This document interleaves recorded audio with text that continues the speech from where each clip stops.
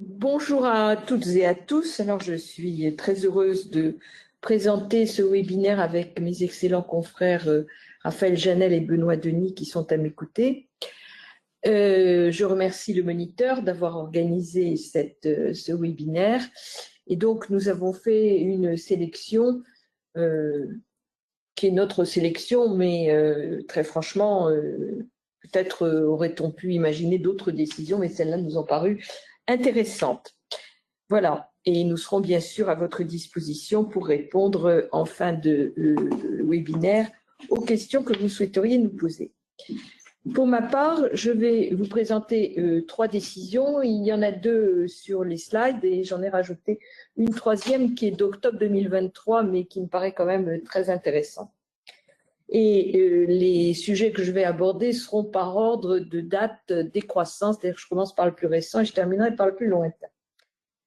La première décision dont je voulais parler est une décision très récente, puisqu'elle a un petit mois, du Conseil d'État du 23 octobre 2024, Société Bayer-Sils.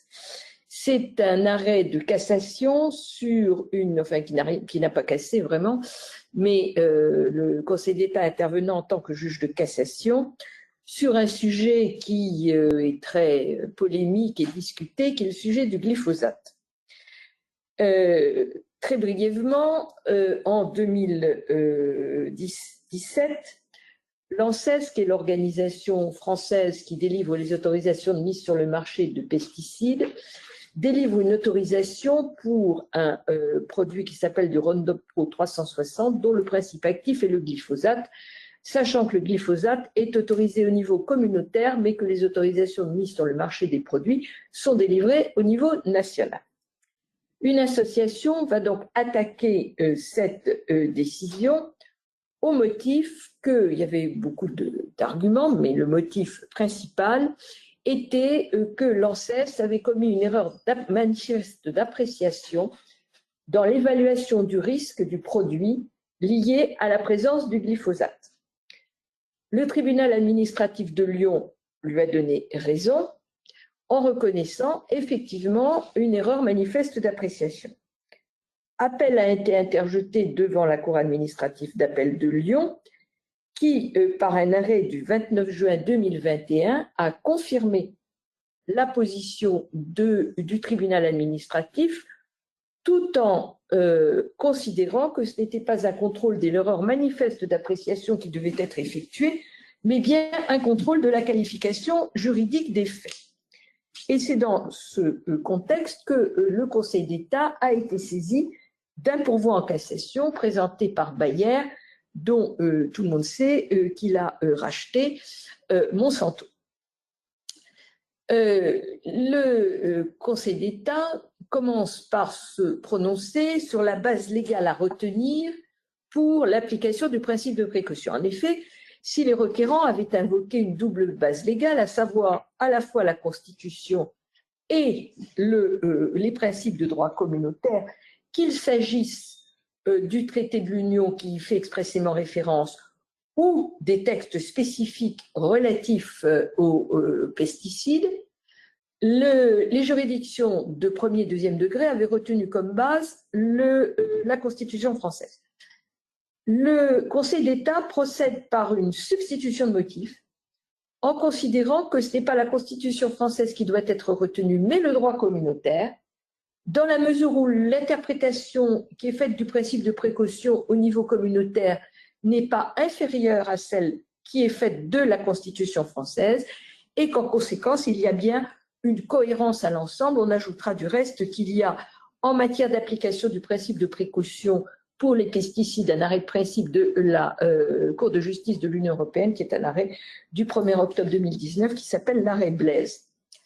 Ceci étant, cette question étant mise de côté, le Conseil d'État valide l'application du principe de précaution, ce qui est quand même extrêmement intéressant dans la mesure où, comme je le rappelais initialement, le glyphosate est autorisé au niveau communautaire et non pas au niveau national. Et donc, la défense, si je puis dire, que ce soit l'ANSES ou Bayer, soutenait qu'une autorité sanitaire nationale n'avait pas à se préoccuper du risque lié à un principe actif dès lors qu'il était autorisé au niveau national, au niveau communautaire. Et le contraire a été jugé par les juridictions nationales, y compris le Conseil d'État, qui considère donc qu'effectivement, c'est à juste titre que l'évaluation a été faite et qui considère que c'est à juste titre que la Cour d'appel de Lyon a considéré que c'était bien un contrôle de la qualification juridique des faits qui devait être fait sur l'application du principe de précaution aux risques liés au glyphosate et non pas un contrôle limité à l'erreur manifeste d'appréciation. C'est donc un arrêt très intéressant sur la compétence des autorités nationales, sur l'application du principe de précaution et son contrôle, et sur la base juridique à retenir pour cette application. Le second arrêt que je voulais commenter est un arrêt qui a été très discuté, bien sûr, et qui est très important, qui est un arrêt de la Cour européenne des droits de l'homme du 9 avril 2024, Verein Klimat Seniorinnen Schweiz contre Suisse. Autrement dit, l'arrêt dit des grands-mères suisses. Cet arrêt des grands-mères suisses posait des questions extrêmement intéressantes et importantes à la Cour européenne des droits de l'homme pour savoir si on pouvait reprocher à un État, s'il n'en faisait pas assez pour lutter contre le dérèglement climatique, de porter atteinte aux droits humains, le droit à la vie et à la santé étant impacté, c'est-à-dire articles 2 et 8 de la Convention européenne des droits de l'homme étant impacté par le dérèglement climatique. En fait, 3 dossiers étaient soumis en même temps à la Grande Chambre de la Cour européenne des droits de l'homme. Je rappelle que la Grande Chambre, elle doit juger 0,7 ou 0,8% des dossiers soumis à la Cour. C'est donc vraiment des procédures, des niveaux de compétences extrêmement rares. Et les trois dossiers appelaient à juger en fait la même question, avec une première interrogation non négligeable, qui est la question de la recevabilité. Nous savons tous que le droit national, et à peu près, je crois, tous les droits qui peuvent exister sur la planète, rejettent ce que l'on appelle l'action popularis, l'action populaire. C'est-à-dire qu'il n'est pas permis à n'importe qui d'attaquer n'importe quoi. C'est une règle de bon sens et je dirais une règle de gestion des juridictions, car effectivement, si ce principe n'est pas respecté, eh bien, cela signifie tout simplement que n'importe qui peut encombrer les juridictions.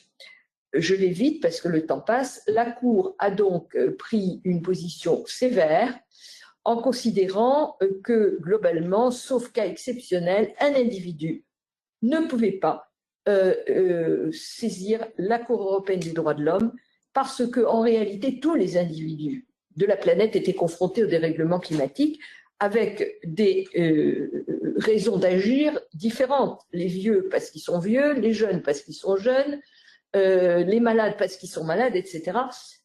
Donc, en fait, on arrive à viser toute la population. En revanche, la Cour a considéré que dans ce domaine spécifique de l'action climatique, l'action associative était recevable.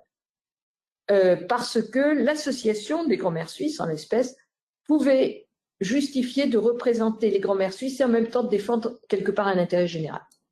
Et donc, cette association a été admise et le principe de l'obligation faite aux États de prendre soin de la préservation de la santé de leurs ressortissants, article 8, l'article 2 a été rejeté, a été acté, en même temps que le fait que ne pas respecter les obligations climatiques des États, ne pas faire de prévention suffisante, était une atteinte portée à ce droit humain. Voilà, j'irai très vite sur le dernier point, juste pour le citer, parce que je ne veux pas être trop longue, mais on ne peut pas ne pas citer un arrêt qui date maintenant de 2023, qui est l'arrêt du Conseil du 27 octobre 2023, décision 2023-1066, Association Marne, Nature, Environnement et autres contre stockage en couche géologique profonde des déchets radioactifs, qui est la décision du Conseil constitutionnel par laquelle la reconnaissance du principe du droit des générations futures a été admis. En effet, le Conseil constitutionnel, en liant l'article 1er de la déclaration c'est l'article 1er, je ne vais pas dire de bêtises, voilà. L'article 1er de la Charte de l'environnement, qui reconnaît le droit de vivre dans un environnement équilibré et respectueux de la santé. Et l'alinéa 7 du préambule de la Charte, qui fait expressément référence à la capacité des générations futures et autres peuples à satisfaire leurs propres besoins, signifiait que l'un, je dirais, lié à l'autre, le droit des générations futures de vivre dans un environnement équilibré et respectueux de leur santé devait être reconnu au même titre que le droit des générations présentes. C'est une branche nouvelle du droit qui s'ouvre, ce droit des générations futures. Comme on parle beaucoup aujourd'hui des droits de la nature, c'est un peu le même type d'ouverture et c'est la raison pour laquelle je voulais le citer. Voilà, j'ai terminé. Je passe la parole à Maître Janel. Merci Madame Lepage. Alors, nous allons aborder maintenant le droit administratif de l'environnement et des décisions qui sont peut-être un peu plus opérationnelles et qui tournent autour de la délivrance des autorisations environnementales ou bien de la procédure d'évaluation environnementale, avec un tout petit focus en fin de présentation de cette partie-là sur les déchets et les allégations environnementales. Alors, comme j'ai pas mal de décisions, je ne vais pas rentrer trop dans le détail des faits, mais sur plutôt leur rapport. La première décision sélectionnée, elle est relative à la procédure d'évaluation environnementale, donc qui est, pour mémoire, la procédure qui va de est-ce qu'on doit évaluer les incidences ou pas d'un projet ou d'un plan sur l'environnement, et si oui, on va aller jusqu'à l'étude d'impact, l'enquête publique, et puis après la délivrance de l'autorisation. Ou sinon, on va se passer de l'enquête publique et de l'étude d'impact, ce qui est possible aussi. Et alors, il y a une liste, le principe c'est qu'il y a une liste de procédures d'autorisation qui sont soumises à la procédure d'évaluation environnementale, savoir si oui ou non il va falloir faire l'étude d'impact. Et il y a aussi des plans et programmes. Les plans et programmes, c'est l'article L122.4 du Code de l'environnement qui précise quelles opérations, quels plans et programmes sont soumis à évaluation environnementale. Il y a notamment, par exemple, les plans pour lesquels une évaluation Natura 2000 est requise. Mais, et c'est l'apport de cette décision du 12 juillet 2024, numéro 46-85-29 du Conseil d'État, même si des plans et programmes ne sont pas listés à l'article L122.4 ou bien mentionnés, ça n'exclut pas le fait qu'ils puissent être soumis à évaluation environnementale. Et donc, c'était le cas en l'espèce de plusieurs décrets qui autorisaient la prolongation de concessions minières d'or en Guyane. Et pourquoi ces décrets-là devaient être soumis à évaluation environnementale? Parce qu'ils fixaient le cadre dans lequel des projets qui porteraient atteinte, qui allaient avoir une incidence sur l'environnement, allaient pouvoir être effectués. Quelles étaient les procédures et les autorisations qui allaient être délivrées. Et comme ces procédures et autorisations allaient avoir une incidence potentielle sur l'environnement, il fallait que ces décrets qui fixent leur cadre soient soumis à évaluation environnementale. Donc voilà, gardez en tête que même si on n'est pas listé parmi les plans et programmes soumis à évaluation environnementale, et ça vaut aussi pour les projets, c'est la clause filet, donc il n'y a pas eu de décision importante cette année là-dessus, mais c'est l'idée, même si ce n'est pas listé, attention, s'il peut y avoir une incidence significative sur l'environnement, on peut être soumis à évaluation environnementale. Alors, voilà pour la première. Alors ensuite, il y a une décision qui porte sur l'autonomie de l'autorité environnementale. Donc c'est elle qui va se prononcer, l'autorité environnementale, tous ceux qui portent des projets la connaissent, hein, sur l'étude d'impact qui va être réalisée. Et il y a eu beaucoup qu'on a fait depuis plusieurs années sur l'autonomie de l'autorité environnementale et ça a pu faire tomber des arrêtés d'autorisation environnementale. Pourquoi? Le cadre juridique, donc là, la décision est du 5 février 2024 du Conseil d'État et les arrêtés ont été annulés parce que l'autorité environnementale n'avait pas suffisamment d'indépendance par rapport au préfet qui délivrait les arrêtés d'autorisation environnementale. On a donc dû refondre le cadre juridique en France de l'autorité environnementale, notamment principalement régionale, pour assurer une autonomie qui était exigée par le cadre européen. Donc c'est la directive du 13 décembre 2011. Donc ce cadre juridique en France a été refondu par un décret de 2016. Et la question qui se posait au Conseil d'État en février 2024, c'était de savoir si ce cadre il était aujourd'hui suffisamment, il fixait une autonomie suffisante pour la mission de l'autorité environnementale régionale. Et il répond par la positive. Je ne rentre pas dans le détail, mais c'est expliqué dans l'arrêt s'il y a besoin pour aller avancer. Maintenant, ce cadre est suffisant et donc on est dans un cadre plus sécurisant pour les autorisations environnementales qui vont être délivrées à l'avenir. Alors ensuite, il y a un gros morceau de la jurisprudence de cette année qui est lié aux dérogations espèces protégées, qu'elles soient sèches, donc indépendantes d'une autorisation environnementale, ou dans une autorisation environnementale. C'est un vrai chose-trappe, cette dérogation espèces protégées, pour les porteurs de projets. Est-ce qu'on en a besoin? Est-ce qu'elle pouvait être délivrée? Et donc, comme le cadre juridique finalement se développe depuis 6 ans, on a eu beaucoup de décisions cette année qui viennent préciser le cadre juridique de cette dérogation. Et donc, ça va être le gros morceau de ma présentation.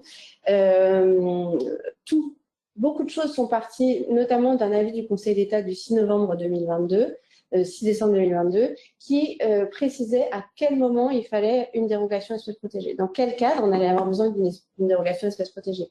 Parce que pour mémoire, le principe, c'est que il est interdit de porter atteinte à certaines espèces, celles qui sont protégées, donc listées sur des arrêtés ministériels, des reptiles, des oiseaux, des mammifères, il y en a plein, la loutre, le tritton palmé, il y en a beaucoup qu'on ignore, mais qui sont concernés et qui peuvent bloquer des projets.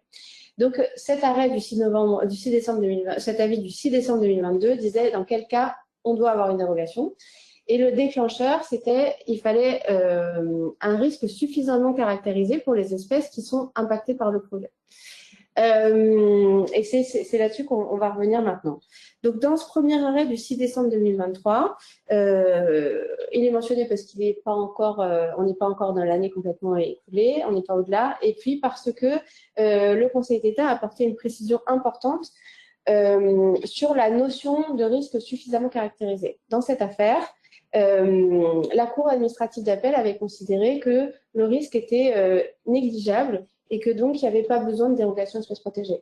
Le Conseil d'État retoque la décision de la Cour administrative d'appel et précise que ce n'est pas un risque négligeable qu'il faut prendre en considération, mais bien un risque suffisamment caractérisé. Cette notion-là, elle est encore en cours de précision par la jurisprudence, mais ce n'est pas un risque négligeable, c'est un risque suffisamment caractérisé. Alors, ensuite, il y a eu 2 décisions du 30 mai 2024. Il y en a une sur le déclenchement de la nécessité d'obtenir ou pas une dérogation.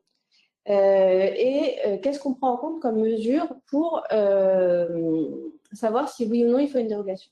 Parce que comme vous le savez, il y a un processus, une séquence éviter, réduire, compenser dans les atteintes à l'environnement. Et la question qui se posait, c'était est-ce qu'on devait prendre en compte les mesures d'évitement et de réduction pour savoir s'il y avait un risque ou non suffisamment caractérisé, les mesures de compensation étant exclues. Et donc, le Conseil d'État confirme, donc, dans sa décision du 30 mai 2024, qu'on prend bien en compte les mesures d'évitement et de réduction si elles présentent des garanties d'effectivité suffisantes. Et donc ça, c'est vérifié par l'administration. Garantie d'effectivité suffisante, ça veut dire quoi? Ça veut dire qu'on est certain que les mesures qu'on propose pour éviter ou réduire le risque pour les espèces vont bien être efficaces. Voilà, ça, c'est le premier point. Et puis, il y a un point qui était important aussi, qui a été précisé le 30 mai 2024, c'était à quel moment on se place pour évaluer les effets du projet sur les espèces protégées. Est-ce qu'on peut reporter à plus tard l'évaluation de ces effets, ou bien ça doit être fait au stade de l'autorisation environnementale?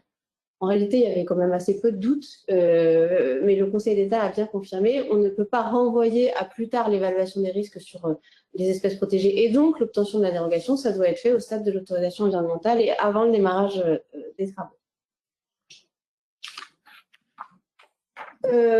Ensuite, il y a une décision donc, du Conseil d'État du 8 avril 2024 qui a été rendue en référé. Donc là, la question qui se pose, c'est plutôt lié à la stratégie. Est-ce qu'on peut mettre en place une stratégie du fait accompli en matière d'espèces protégées? C'est-à-dire, on y va on lance les travaux, les espèces sont détruites et puis comme ça sera fait quand le juge va trancher, allons-y. Bon, c'est évidemment une stratégie, pas la stratégie qu'on conseille, surtout s'il y a un doute. Mais le Conseil d'État a précisé le 8 avril 2024 que c'est pas parce que il y avait 90% du chantier qui avait été fait et des espèces détruites qu'il n'y avait pas d'urgence à suspendre la décision. Donc voilà, la stratégie du fait accompli n'est pas forcément une bonne stratégie. Le chantier peut être arrêté quand même si l'essentiel des travaux est à réaliser.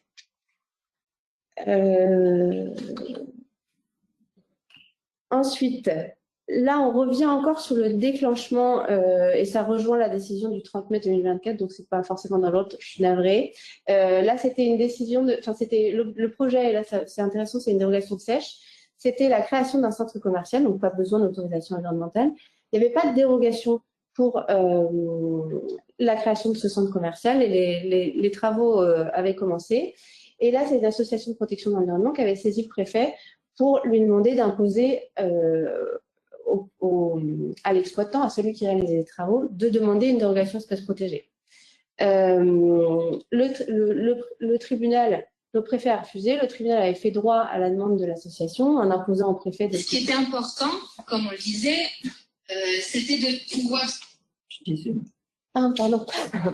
Excusez-moi, j'ai cru que c'était dans l'ordinaire. Donc, pardon. J'ai perdu le fil. Donc, voilà, le tribunal avait fait droit, imposé au préfet d'imposer la dérogation au porteur de projet, confirmé par la Cour administrative d'appel, et le porteur de projet avait fait un sursis à exécution, c'est-à-dire demander la suspension de l'exécution de la décision de la Cour administrative pour pouvoir poursuivre son projet. Et le Conseil d'État donc censure la Cour administrative d'appel qui avait refusé ce sursis à exécution. Pourquoi?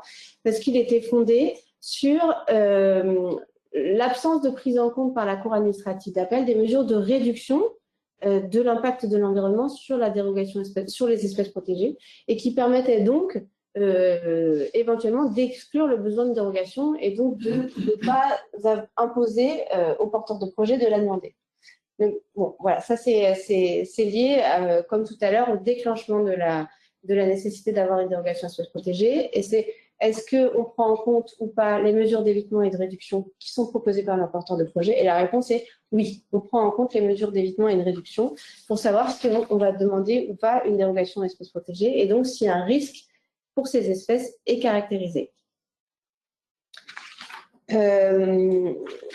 Là, cette décision du Conseil d'État du 8 juillet dernier, elle est un peu différente des précédentes dans la mesure où elle ne porte pas sur la délivrance de l'autorisation environnementale, donc sur l'autorisation amont pour la réalisation d'un projet dans les milieux naturels, mais sur un projet qui est en cours d'exploitation. En l'occurrence, c'était un parc éolien. Donc, il y a eu un arrêté d'autorisation d'exploitation de ce parc éolien qui comportait des mesures de préservation de la biodiversité et notamment de non-exploitation diurne pour éviter les atteintes aux oiseaux et aux chiroptères. Le préfet avait pris un arrêté par la suite complémentaire par lequel il levait cette mesure. Et donc, la LPO avait attaqué cet arrêté complémentaire, contesté la levée de cette interdiction. Et là, l'apport de cette décision, c'est que le Conseil d'État valide le fait que les conditions de préservation des espèces, de protection des espèces protégées, doivent être maintenues tout au long de l'exploitation d'un projet, donc installation classée ou d'un projet d'aménagement. Projet d'installation classée, en l'occurrence, une installation classée, le parc éolien. Et donc, on peut pas le préfet doit vérifier tout au long de la vie d'exploitation qu'il n'y aura pas d'atteinte aux espèces protégées ou alors qu'on va être dans le cadre de la dérogation espèces protégées. Ça, c'est un point important. C'est pas parce qu'on a eu l'autorisation ab initio que on peut s'en affranchir ou ne pas prendre les mesures qui seraient à l'avenir nécessaires parce qu'il y a de nouvelles espèces, par exemple, qui viennent sur le site ou que les mesures qu'on a prises étaient insuffisantes. J'en viens maintenant au contentieux de l'autorisation environnementale. Alors là, c'est un autre volet qui se développe beaucoup. Donc là, on sort de la dérogation espèces protégées, c'est vraiment le contentieux. L'autorisation environnementale a été contestée. Il y a des parties de l'autorisation ou de la procédure qui n'ont pas été faites conformément à la réglementation. Et donc, on se retrouve avec un cas d'annulation possible. Et la question qui se pose là, dans cette décision du Conseil d'État du 8 mars 2024, c'est comment vont être mis en œuvre les pouvoirs de régularisation du juge. Parce que, comme vous le savez, le juge de l'autorisation environnementale a le pouvoir de, entre guillemets, sauver une autorisation environnementale qui serait un peu bancale. Donc, c'est l'article L198 du Code de l'environnement qui fixe ces pouvoirs. Et donc, il y en a deux. Il y a ou le pouvoir, donc c'est quand le juge constate un vice, hein, et donc il peut entraîner l'annulation. Ou il a le pouvoir de suspendre l'exécution de l'autorisation dans l'attente d'une régularisation, ou bien il peut limiter les effets de l'annulation qu'il va prononcer à une phase ou à un volet de l'autorisation environnementale. Et là, dans ce cas particulier, la Cour administrative d'appel avait mélangé ces deux pouvoirs. Donc, annulé et suspendu l'exécution dans l'attente d'une régularisation. Le Conseil d'État vient de dire non, c'est alternatif. Soit on suspend, on sursit à statuer et dans l'attente d'une régularisation, et le juge se prononcera à la fin du délai, soit on annule partiellement. On ne peut pas faire les deux. Donc ça, c'est un élément qu'il va falloir avoir en compte, avoir en tête quand notre autorisation environnementale va être contestée et que stratégiquement, qu'est-ce qu'on va demander au juge? Est-ce qu'on va demander une suspension avec régularisation ou seulement une annulation partielle? Tout va dépendre en fait des points qui vont être susceptibles d'entraîner l'annulation de l'autorisation. Donc ça, c'est plus stratégique et puis s'il y a une contestation d'autorisation environnementale. Et alors là, c'est une décision, mais je pense qu'elle est passée sous les radars. C'est pour ça que c'était important, à mon avis, de la signaler. C'est isolé. Donc, c'est vraiment pas une jurisprudence constante. On va voir si elle va faire des petits, hein, cette décision. C'est une décision du tribunal administratif de Dijon du 21 septembre 2023. Et c'était une autorisation d'exploiter un méthaniseur. Donc, on est en installation classée. Qui avait été délivrée et qui était contestée par des riverains d'associations de protection de l'environnement après la mise en exploitation. Alors, et sur quel motif? Parce que les conditions de délivrance de cette autorisation n'étaient plus respectées, notamment l'atteinte à des intérêts protégés par L511-1, le Code de l'environnement, donc des atteintes à l'environnement ou au voisinage, ou à la tranquillité du voisinage. Pourquoi c'est intéressant et c'est important? C'est parce que jusqu'à maintenant, on considérait, et même la jurisprudence, considérait que l'exploitant d'une installation classée avait quelque part des droits acquis et qu'on ne pouvait pas remettre en cause son autorisation d'exploiter initiale pour des motifs liés à on ne pouvait pas la remettre en cause au-delà du délai de recours, en fait. Au-delà du délai de 1 an à l'époque, 4 mois et puis aujourd'hui 2 mois. Et là, aujourd'hui, cette décision vient de dire que si, c'est possible, si les conditions de délivrance de l'autorisation ne sont plus réunies. Donc, c'est vraiment c'est un risque pour l'exploitant. C'est pas dit que cette décision fasse des petits et s'étende, mais il faut avoir en tête ça, que si l'installation qui est exploitée présente des risques, par exemple, pour l'environnement ou pour la tranquillité des riverains, et on ne peut pas exclure que des riverains contestent l'autorisation initiale et que ça puisse perdurer. Voilà, c'était une alerte, à mon avis, qui était importante d'avoir en tête. Sur les déchets, là, on est plus sur de la procédure, mais là aussi, c'est important. La décision de la Cour administrative d'appel de Lyon du 10 avril 2024, elle se situe dans un cadre de transfert transfrontalier de déchets. Donc, c'est un cadre qui est bien spécifique. Et là, quel était le sujet? C'est l'Adréal qui avait écrit sur papier en tête du préfet de région à une des personnes qui était potentiellement impliquée dans le transfert de déchets international pour lui demander de venir récupérer les déchets. Donc, le principe, c'est que l'aide de l'Adréal, en principe, ça n'impose rien du tout. C'est le préfet qui est compétent ou, en l'occurrence, le ministre de l'Environnement. Et donc là, pourquoi c'était intéressant cette décision? C'est que pour contester une décision de l'Adréal, si ça impose quelque chose qui va à l'encontre de la réglementation, en l'occurrence, c'était le cas, et notamment parce qu'elle n'est pas compétente pour le faire elle-même. Ça doit être une autorité administrative comme le préfet ou le ministre de l'Environnement. Et enfin, pour terminer, rapidement, c'est une décision du 31 mai 2024 du Conseil d'État sur les allégations environnementales. Donc, il est interdit, c'est la loi AGEC qui a imposé ça, hein, de faire figurer certaines mentions sur un produit ou un emballage, les mentions par exemple biodégradables, respectueuses de l'environnement ou toute mention équivalente. Et pourquoi cette décision est intéressante? Parce qu'elle confirme, hein, la possibilité pour le législateur d'interdire ce type de mention. Dans ce nouveau cadre de commercialisation durable, on va dire, des produits, il y a des questions qui se posent notamment sur la liberté de circulation des marchandises. Et cet arrêt dans lequel justement a été soulevée cette question de liberté de circulation des marchandises, de restriction à l'exportation ou à l'importation au niveau européen, le Conseil d'État a considéré que cette interdiction poursuivait un but de protection de l'environnement et que les mesures d'interdiction qui étaient proposées n'allaient pas au-delà de ce qui était nécessaire pour assurer cette protection effective de l'environnement. Et pourquoi? Parce que les mentions biodégradables ou respectueuses de l'environnement pouvaient induire en erreur le consommateur sur l'impact réel de ces produits et donc les interdire permettait de participer à la protection de l'environnement. Voilà pour la partie décision administrative. Je passe la main au pénal. Et à Benoît Denis, on comprend. Voilà, merci à toutes les deux. Pour les quelques 10 minutes qui nous restent concernant la présentation, avant de répondre à vos questions, j'ai sélectionné 5 décisions intervenues durant l'année 2024. Il n'y a pas énormément de décisions cette année en matière de droit pénal de l'environnement, mais j'en ai sélectionné 5 qui me semblaient intéressantes et que je vais développer rapidement. Prenez votre temps, maître. On a temps parce que je pense qu'on n'a pas de questions pour l'instant. Alors, vous pouvez déborder sur le temps de questions. Alors, donc, je prendrai 1 heure pour mes 5 décisions.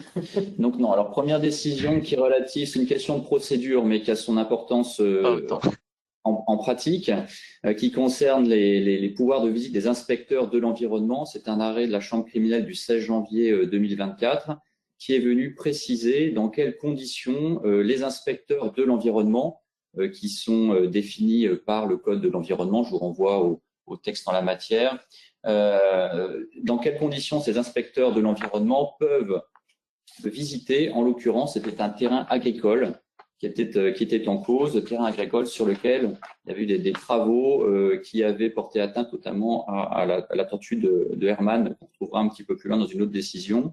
En défense, le prévenu opposait la nullité du contrôle dans la mesure où le procureur de la République n'en avait pas été informé et où, subsidiairement, ça constitue un domicile puisque le terrain était clôturé.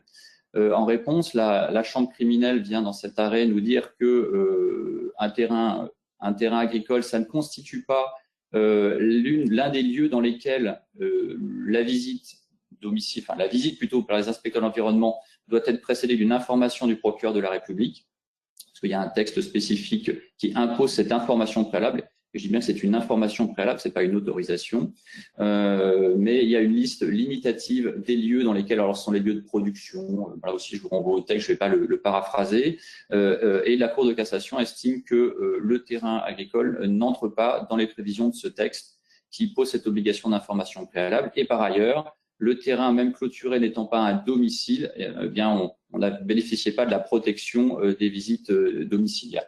Voilà, donc c'est l'occasion de rappeler que les inspecteurs de l'environnement, c'est un arrêt qui a été un petit peu commenté en doctrine. Les inspecteurs de l'environnement qui ont des pouvoirs de police administrative assez étendus ont également, et c'est assez logique, des pouvoirs de police judiciaire qui sont encadrés par le code de procédure pénale, mais également par les codes spécifiques. Alors, code de l'environnement ici, mais vous en trouvez aussi dans le code forestier ou dans le code rural de la pêche. Et donc, il faut se référer à toutes ces dispositions de procédure pour apprécier le pouvoir de ces inspecteurs, tout en ayant à l'esprit, là je me mets du côté des contrevenants, des délinquants, en tout cas des justiciables, tout en ayant à l'esprit qu'il ne faut pas faire d'opposition, commettre le délit d'opposition à contrôle de ces inspecteurs, c'est un délit spécifique qui leur permet d'accomplir leur mission. Mais il faut néanmoins avoir conscience qu'on n'est pas obligé de donner son autorisation lorsqu'elle est requise, lorsqu'elle est demandée, sollicitée, et que dans certaines hypothèses, les inspecteurs doivent au préalable informer le procureur de la République. Donc tout ça, ça se voit a posteriori dans le dossier, évidemment. Lorsque le contrôle a lieu, la meilleure attitude, c'est certainement de ne pas s'opposer au contrôle, mais de ne pas nécessairement y acquiescer formellement.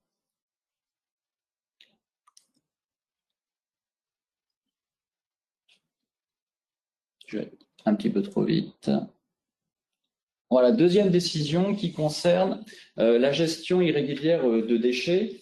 Alors, un arrêt de cassation, là encore, du 6 février 2024. C'est un arrêt qui est inédit, donc c'est pas nécessairement un arrêt qui va fixer la jurisprudence de la Chambre criminelle, mais il me semblait assez intéressant à évoquer parce qu'il vient rappeler la sévérité de la répression de la gestion irrégulière de déchets. Déchets qui font l'objet d'un titre, comme vous le savez, spécifique dans le code de l'environnement, et d'un article répressif, c'est le 541-46, qui est un article un peu attrape-tout, un peu fourre-tout, qui procède par renvoi à la réglementation en matière de gestion de déchets.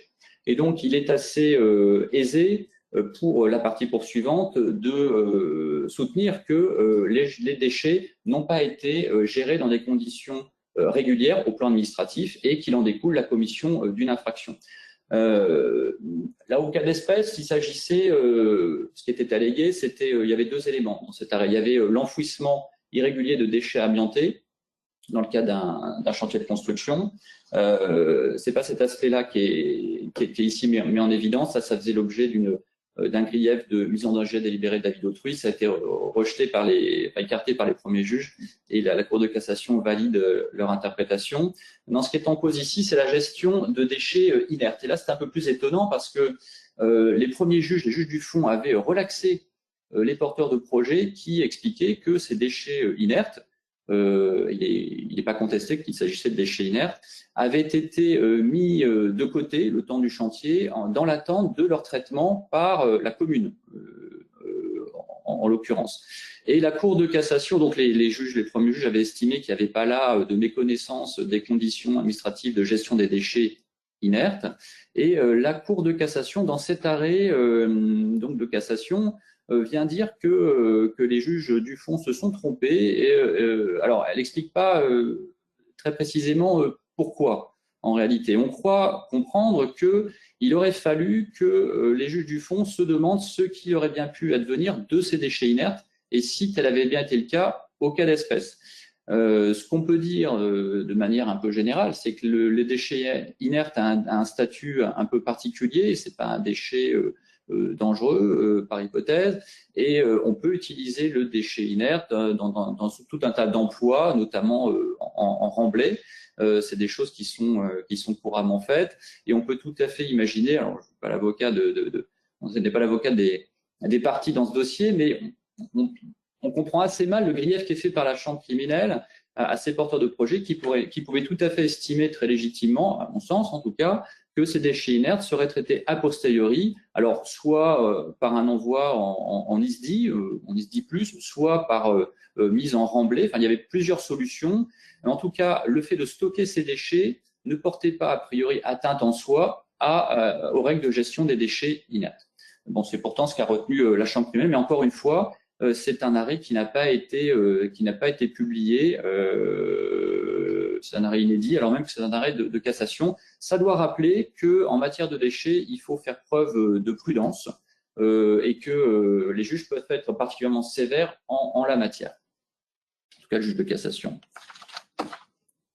Troisième décision que j'aborderai concernant les zones humides et les infractions à la réglementation IOTA. Alors, c'est un arrêt de la Cour d'appel, de l'excellente Cour d'appel de Rennes, qui n'a pas été publié, qui est définitif néanmoins, et qui illustre la technicité du contentieux du droit pénal de l'environnement. Ça, c'est assez général. Le droit de l'environnement, d'ailleurs, dans sa globalité, mais le droit pénal de l'environnement, comme chacun sait, oblige à aller regarder ce que j'expliquais un petit peu avant, quel est le régime administratif de la situation factuelle qui est donnée à juger, pour voir s'il en résulte ou pas une non-conformité et donc une infraction. Là, au cas d'espèce, il s'agissait de travaux réalisés dans une zone qualifiée de zone humide par la partie poursuivante, par le procureur de la République, enfin, par le ministère public, c'était le cas également en appel,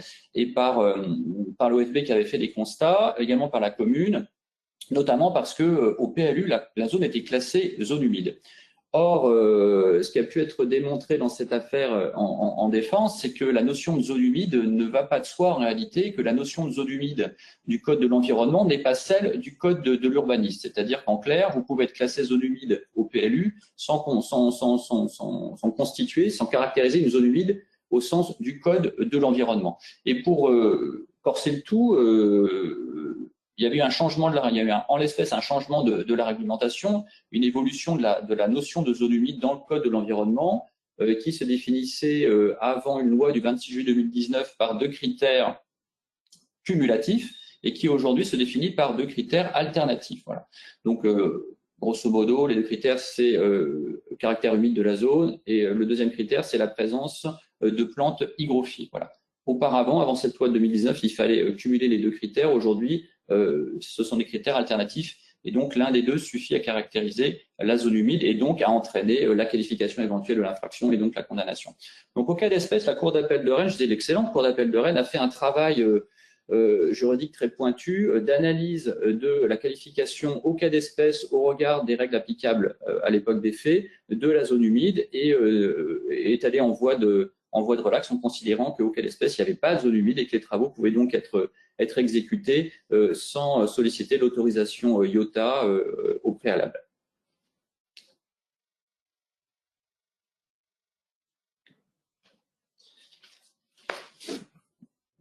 Alors, je continuerai avec une décision qui, elle, a eu une portée en doctrine plus importante. C'est un arrêt de la Chambre criminelle du 1er octobre 2024 qui est publié au bulletin et qui traite de la qualité à agir des associations agréées pour la défense de l'environnement.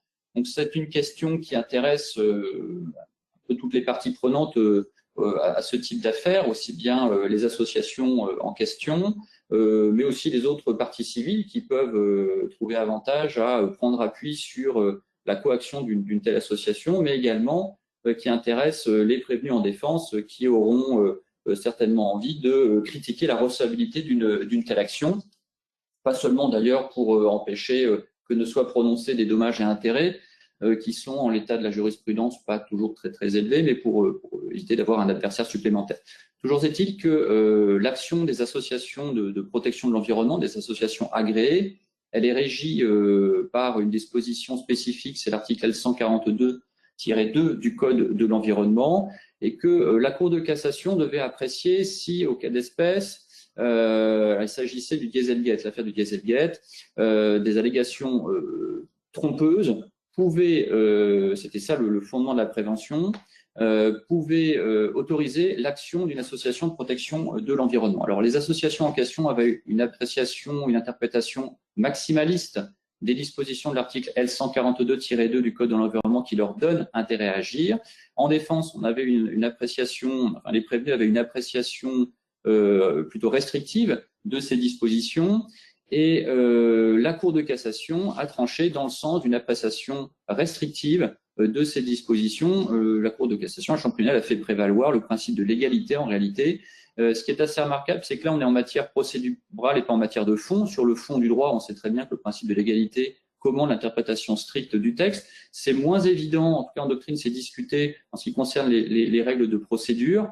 Mais c'est cette interprétation qui a prévalu dans cet arrêt qui, encore une fois, est publié. Donc, de manière là aussi très pragmatique, pour décider, quelle que soit la place que l'on a dans le procès, de la recevabilité ou de la non-recevabilité d'une action par une association agréée de défense de l'environnement, il faut regarder quelle est l'infraction qui est support des poursuites et voir si cette infraction rentre dans la liste de l'article L142-2 du Code de l'environnement, sachant que c'est une liste qui est, c'est un peu un inventaire à l'après-vert, mais c'est une liste qui ne fait pas référence à des dispositions spécifiques. Mais ce qu'on peut garder à l'esprit, c'est que l'intérêt protégé de l'infraction support des poursuites doit être la défense de l'environnement et pas, comme c'était le cas en l'espèce, la protection du consommateur. Et c'est ce qui, a priori, a conduit la Cour de cassation à refuser, dans ce cas d'espèce, l'action des associations, ce qui n'aurait pas été le cas s'il avait été poursuivi des allégations trompeuses, mais des allégations environnementales. Et là, on aurait eu probablement une autre solution, c'est ce qu'on peut lire par décalque dans cet arrêt. Donc cet arrêt a été commenté, je pense qu'il le sera assez longtemps. Il ne serait pas logique qu'il soit suivi d'autres décisions qui préciseraient encore les conditions d'intervention des associations sur le fondement de L142-2, en sachant que les associations, comme toute partie civile, peuvent toujours se fonder aussi sur les dispositions de l'article 2 du Code de procédure civile, mais c'est moins intéressant pour elles, évidemment. Et j'en terminerai enfin par donc la dernière décision que je souhaitais vous présenter, qui est une décision qui a trait à la réparation du préjudice écologique. Alors, c'est un arrêt inédit et pourtant assez commenté, même très commenté, avec des commentaires critiques en doctrine. Alors, pourquoi est-ce qu'on commente un arrêt inédit? C'est parce qu'on n'a pas beaucoup de décisions en la matière. En matière de réparation du préjudice écologique, on n'a pas de 10 ans, ça fait 8 ans que la loi est parue. Il y a assez peu de décisions et donc chaque décision qui procède à cette réparation du préjudice écologique est intéressante parce qu'elle permet de forger la jurisprudence et c'est pour ça qu'elle est commentée. Alors c'est un arrêt donc de la Chambre criminelle du 26 mars 2024 qui avait trait à la destruction à l'occasion de travaux dans une zone de 5 hectares, c'est une zone Natura 2000, une zone assez protégée, notamment protection de l'habitat des fameuses tortues de Hermann, on y revient, et également d'un lézard vert dont le nom m'échappe. Il y avait eu des travaux qui avaient détruit non seulement ces 5 hectares d'habitat protégé, mais également un certain nombre de spécimens. Alors, pas beaucoup de spécimens, c'est ça qui est intéressant aussi dans cet arrêt, c'est que, en l'occurrence, il y avait eu 2 spécimens de tortues, dont un qui était mort des suites de ses blessures, si j'ose dire, et un spécimen de lézard vert. Donc, on avait 3 spécimens d'espèces protégées, mais on avait également une zone d'habitat de 5 hectares. Et toute la question qui était soumise à la Cour de cassation, c'était de savoir si on avait une atteinte négligeable ou non négligeable, comme l'exigent les dispositions du Code civil en la matière, pour qualifier un préjudice écologique réparable. Évidemment, le pourvoi en défense, parce qu'en première instance et en cour d'appel, les juges avaient condamné et retenu ce caractère, cette atteinte non négligeable. Le pourvoi formulait, articulé un moyen pour dire que il y avait plusieurs moyens, mais en substance, c'est l'un des moyens, 3 spécimens, ça permettait pas de caractériser une atteinte négligeable. Et la Cour de cassation répond, alors dans cet arrêt, une fois qui n'est pas publié, que le caractère non négligeable peut résulter de la protection particulière d'une espèce. Autrement dit, un spécimen d'une espèce très protégée peut caractériser, au sens en tout cas de cette décision, une atteinte non négligeable. Bon, là, il faut prendre en compte, encore une fois, qu'il y avait une surface qui était assez importante et qui constituait l'aire de protection de la dite espèce. La deuxième question à laquelle répond cet arrêt, c'est de savoir comment doit s'effectuer la réparation. Et là aussi, la doctrine est critique. Pourquoi? Parce que cet arrêt vient constater que la réparation en nature, qui est le principe en la matière, qui est posé par les législateurs dans le Code civil, n'est pas possible. On n'en comprend pas très bien les raisons d'ailleurs de cette impossibilité, mais on comprend quand même que toutes les parties étaient d'accord pour dire que ce n'était pas possible. Bon. Et donc, la réparation nature n'étant pas possible, il fallait procéder à une réparation par équivalence, c'est ce que permet le texte, si l'impossibilité est acquise. Et là, se poser la question de savoir comment évaluer la réparation en nature. Et là, la Cour de cassation, comme le disent les commentateurs, en lisant l'arrêt, on peut qu'être d'accord, renvoie un peu la responsabilité de cette évaluation au juge du fond, ne pose pas de critères clairs, mais dit tout simplement que l'appréciation qui a été faite par les juges du fond et les méthodes qui ont été retenues, proposées par les associations de défense de l'environnement et donc acceptés par le juge sont acceptables. C'est donc renvoyer la balle en quelque sorte au juge du fond, mais ce qui en la matière correspond un peu au principe. Le juge est souverain pour apprécier la réparation. Mais c'est vrai qu'on n'a pas de guide, très clair en la matière, et donc c'est une certaine somme d'argent valorisée en fonction du coût de réintroduction de ces espèces qui a permis d'évaluer l'indemnité, même si cette réintroduction a été jugée impossible au cas d'espèce. Voilà, donc cet arrêt, là aussi, sera nécessairement suivi d'autres. Il y a d'autres affaires qui nécessitent de préciser peut-être le quantum et les critères d'évaluation du préjudice écologique, et on ne dit pas que l'année 2025 sera riche en la matière. Voilà, j'en ai terminé pour ces quelques décisions, et s'il y a des questions, on est à votre disposition pour y répondre.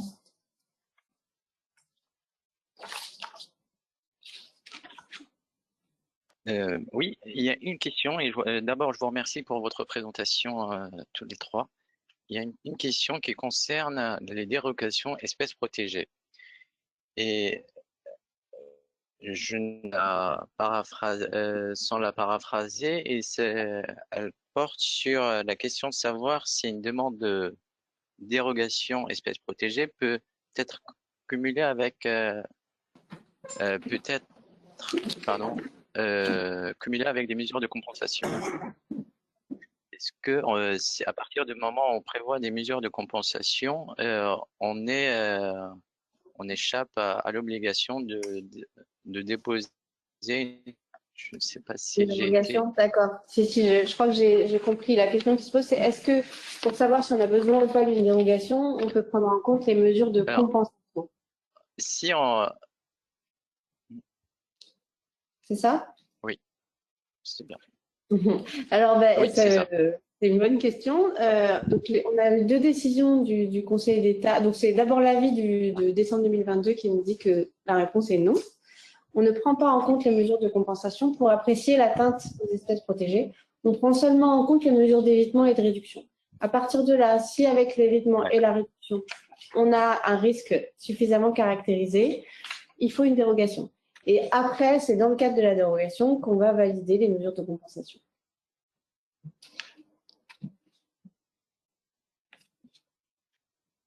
Merci beaucoup. C'est bon. J'ai noté.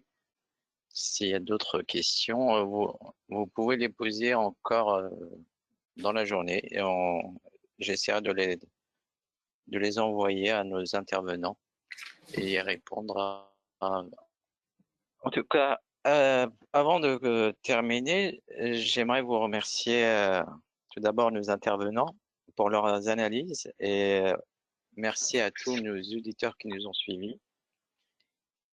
Et je vous rappelle que ce webinaire sera disponible en replay dans l'espace abonné sur Moniteur Juris. Et pardon, si vous avez un mot pour conclure ce webinaire, je peux. À vous remercier tous pour votre participation, le Moniteur pour l'organisation. Merci. Merci à vous, maître. Nous vous donnons. Bonne journée. Merci. Au revoir. Merci, au revoir. On se donne rendez-vous pour un nouveau webinaire Expert Moniteur. Merci. Très bonne journée à tous. Merci. Au revoir. Merci.